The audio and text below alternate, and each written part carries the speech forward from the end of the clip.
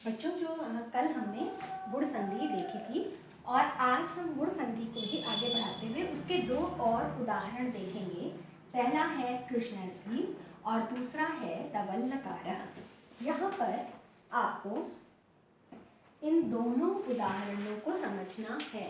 यहाँ नीचे देखिए, जब हम कृष्णर्थी को तोड़ेंगे तो कैसे टूटेगा ये? कृष्ण धन रिद्धि, कृष्ण की समृद्धि, रिद्धि मतलब समृद्धि। तो इसमें हमारा जो ड़कारोत्तरवर्ती अकार है यानी ड़ा के बाद वाला अ, ये आपका ये हो गया और इसके आगे अवर्ण से ये स्वर परे है ना, ये देखिए री, ये स्वर परे है और अब इसको गुण आदेश होना है। तो गुण आदेश हमने जैसा कि और जो उदाहरण सूर्योदय देखा था या रमेश या इस तरह के जो उदाहरण उपेंद्र, इनमें हमने ये देखा कि वो अपने स्थान सादृश्य के हिसाब से, जैसे कि अगर आ के बाद ई है तो हम उसके स्थान पर कौन सा वर्ण लेंगे? चूंकि आ आपका कंठ स्थानीय था और ई आपका मूर्धन्य तालु से बोला जाता है, तो हम इसके स्थान पर ए को ले रहे थे क्योंकि कंठ और तालव्य वर्ण ए है। तो अब वही चीज आपको यहाँ भी देखनी है। यहाँ पर री, आगे आपका री है, ऐसा कोई वर्ण इसके स्थान पर होगा जिसका उच्चारण स्थान इससे मिलता हो। तो री तो मूर्धन्य वर्ण है और ये आपके व्यंजन वर्ण रा से सादृश्य रखता है।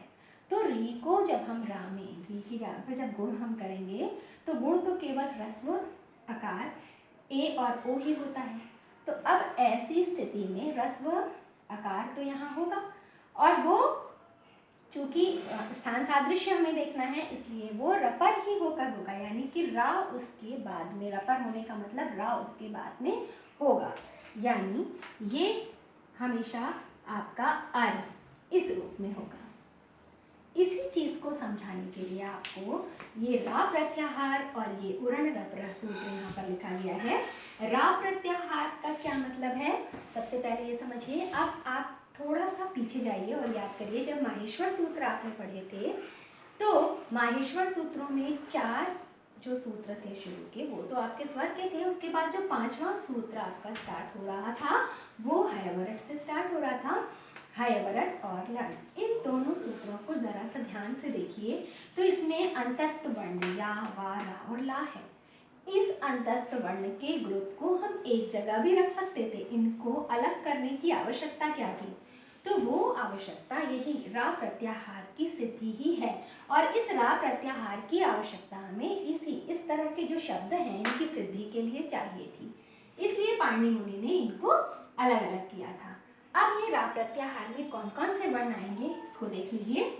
जब हम रा प्रत्याहार की सिद्धि करते हैं तो ये हयवरट का रा, इसमें से शुद्ध रा लेते हैं, यानी इसके बाद का जो आकार है उसको नहीं लेंगे, सिर्फ रा, और आगे का जो लकार है वो भी केवल शुद्ध रूप में लिया जाएगा। इस तरह से रा प्रत्याहार के अंतर्गत 2 ही वर्ण आएंगे, रा और ला। अब ये रा और ला जो हैं ये हमेशा, जैसे अब जो री है वो री आपका रा में बदलेगा क्योंकि मूर्धन्य वर्ण है, और जो री है वो आपका ला में बदलेगा क्योंकि वो दंत वर्ण, ऋतु लसा नाम दंताल, री का सादृश्य ला के साथ है, व्यंजन वर्ण ला के साथ है। तो ये री और री, तो जब उरण रपर ये कहता है कि री के स्थान पे जो अण आदेश होगा वो रपर होकर होगा, यानी रा उसके पर होगा, आ के पर में रा होगा।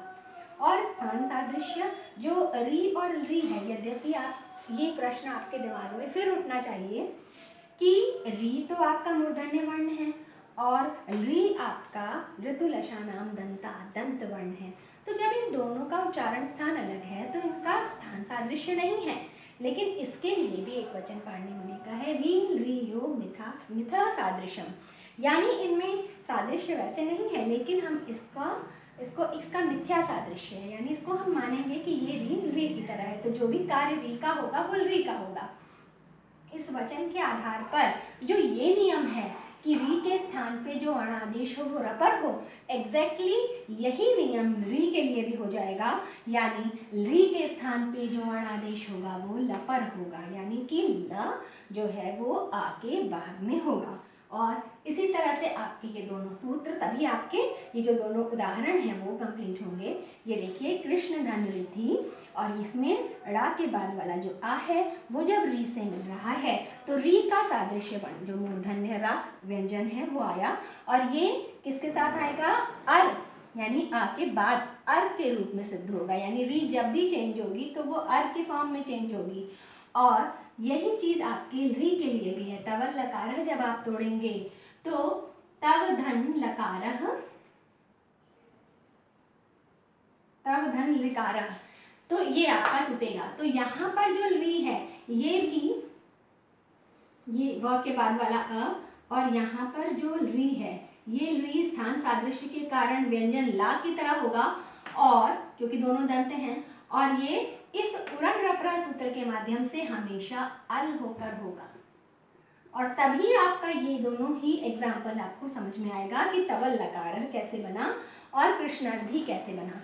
तो अब ये आपको क्लियर हो गया होगा कि जब कृष्ण धन रिद्धि करेंगे तो री के स्थान पर केवल रा नहीं बल्कि अर हो जाएगा, और री के स्थान पर ला नहीं बल्कि अल करके अगर आप बनाएंगे तो ये दोनों सूत्र आपके तवल लकारः और कृष्णार्थी सिद्ध हो जाएंगे। इस तरह के और एग्जाम्पल्स आप अपनी किताब में से देख करके करिए, और इससे आपका ये पूरी तरह से अच्छे से अभ्यास हो जाएगा।